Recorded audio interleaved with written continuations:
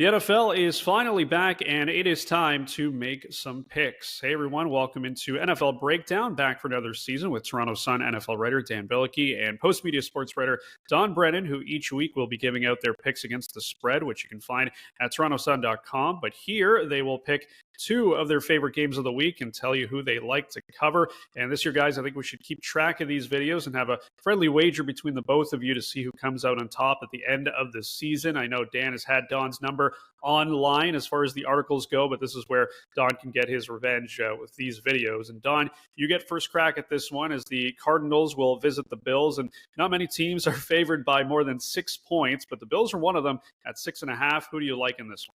Yeah, it's a tough week for survivor pool players, that's for sure.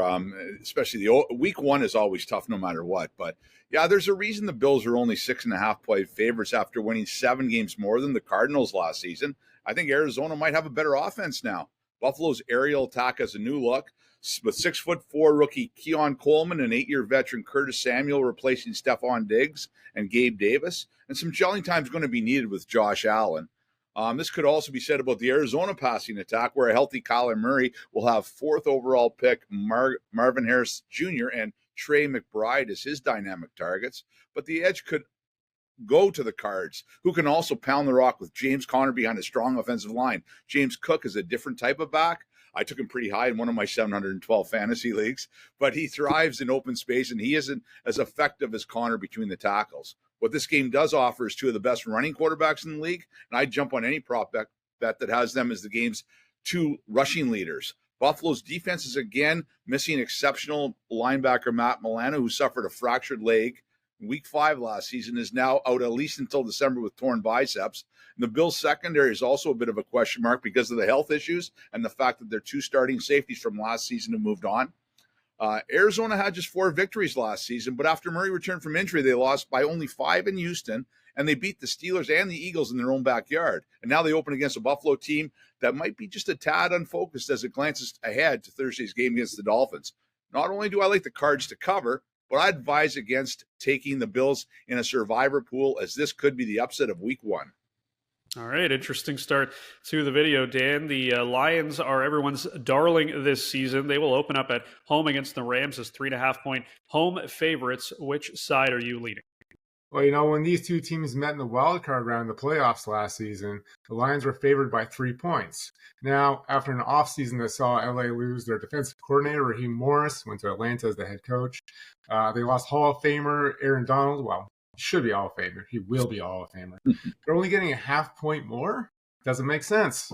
Plus, Puka Nacua will play, but he was slowed through most of the training camp with a knee injury. And that's not even to mention that the Lions made a lot of improvements in the offseason to their defense, especially in the secondary, which was their weakness. They added massive run stuff for DJ Reader on the line. He's questionable on this one, though. With the Lions, a far more complete team on paper and a potential Super Bowl contender. Could you imagine that? Detroit Lions, Super Bowl contender. I'll lay the points here. All right, meanwhile, the Niners are 4-point favorites at home against Aaron Rodgers and the Jets. Don, can Rodgers and company make this one interesting, or is this one going to be all San Fran? Well, what a juicy Monday nighter this is. And let's just hope that Aaron Rodgers can make it through the first quarter or so. The old guy. Aaron Rodgers has a 6-3 career record against the team he grew up 3 hours from, the team he chirped for not drafting him before the Packers did 15 or 19 years ago. What am I saying? How time flies. But he's also 0-4 against the Niners in the playoffs. And while there were a long ways from that time of the year, this will have a big game feel to it, especially for the long-suffering Jet fans who have actually good reason for hope this year. The Niners dealt with the training camp distractions they had by finally signing Brandon Ayuk and Trent Williams, and Christian McCaffrey is healthy, or ready to go at least, as you knew he would be. The latter, McCaffrey, will be especially important in this one, and so will Williams. With Williams lined up in front of McCaffrey, he's averaging 5.5 yards per carry, and without him, that average drops to 3.7 yards per carry. That's a substantial difference, and McCaffrey's going to be looking to maintain his status as the league's top runner ahead of Breece Hall. The Jets' very talented back, who's now 2 years removed from major knee surgery and is expected to have a real breakout in 2024. So much so that at least one publication I saw had him as the number 1 fantasy pick. I didn't go that way, Dan.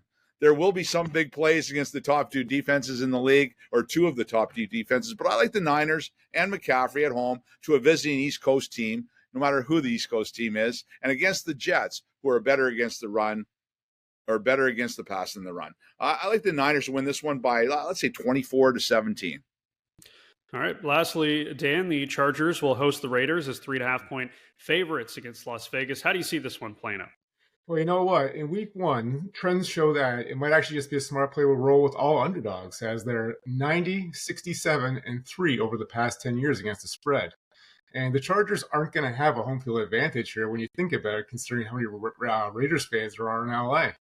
You know, the Raiders are going to try to build off the momentum they gained under Antonio Pierce last year after they fired Josh McDaniel. And, you know, it's not going to get much worse at QB when you have Gardner Minshew. Like, it's actually might be an improvement. New Chargers head coach Jim Harbaugh has started his overall to make a rough and tough team. And, you know, both sides are really good in the trenches. So I think this one's going to be pretty close.